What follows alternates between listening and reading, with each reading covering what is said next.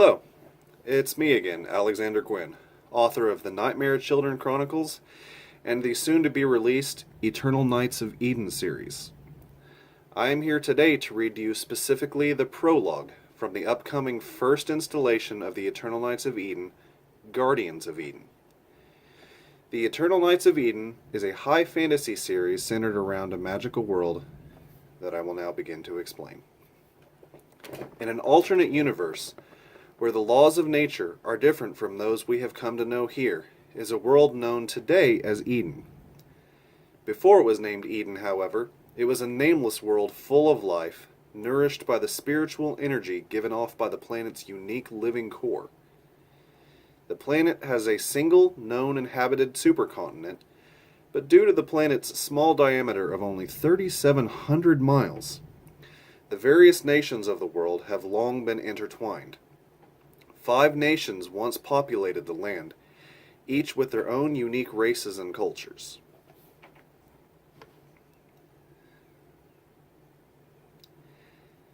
The nation to the east is known as Erita, the land of the Elven Empire. Erita is ruled by the Elmiri, a species easily identified by their ears, which protrude straight outwards from the sides of their heads and end in a pointed tip. The Elmiri are the longest lived of the races of Eden, with the eldest being many thousands of years old. The Elmiri possess strong spiritual cores and are among the most magically inclined of all the races. Almost every Elmiri, regardless of their chosen profession, spends their lives constantly advancing their knowledge. The Elmiri are a proud and elegant people, and this elegance is reflected in their culture as well as their grand architecture. The architecture of their great cities is considered the most beautiful in the world.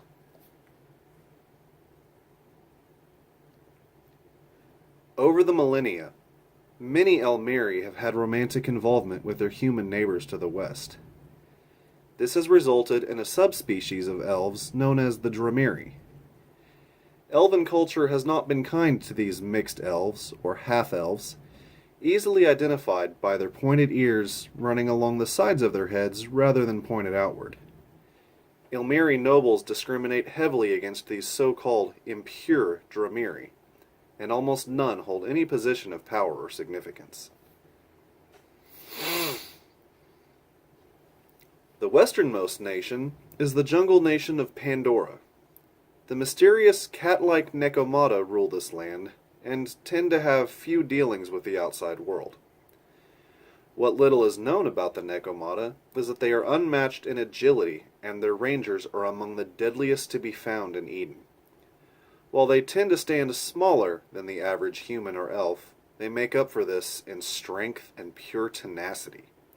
Their appearance is a curiosity among scholars, as they debate whether they evolved from cats or an ancient humanoid race. Their bodies are covered in a thin layer of fur that appears in many patterns, leaving only their chest, bellies, and nether regions exposed. They appear to be very similar to humans and elves in their bipedal stance, and even their faces are remarkably similar. The main differences are the pointed ears atop their heads, their cat-like eyes, and their tails. Their culture is a near total mystery, as even those who choose to leave their jungle homes never speak of their homeland in detail. Pandora is also home to a modest population of Dramiri who fled the persecution of their homeland and formed their own community in Pandora. These elves are known as Junmeri and live alongside the Nekomata, following their reclusive ways. On the northern stretch of the continent are the nearly impassable Dorim Mountains, where the curious Termer make their homes. The Termer, also known as the dwarves to the layman, are a short, stocky people with next to no magic capability, but unmatched prowess as smiths and inventors. The dwarves are tribal by nature, but all of the tribes operate under a loose central government known as the Termer Collective. The dwarves' talent as inventors led to the creation of technology known as Magic Core.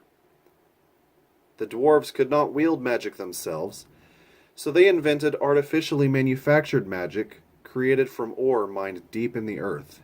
And now magic ore technology can be found in all corners of Eden. In addition to their technological prowess, dwarven-made armor and weapons are considered some of the best in the land, and all races consider owning true dwarven equipment to be a major status symbol.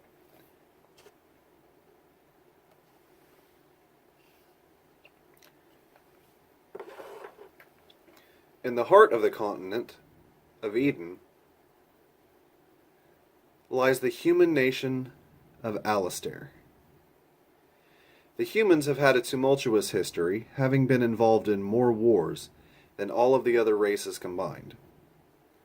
Violent by nature, the humans spent millennia warring among themselves and the other races, with Alistair being the site of many grand conflicts.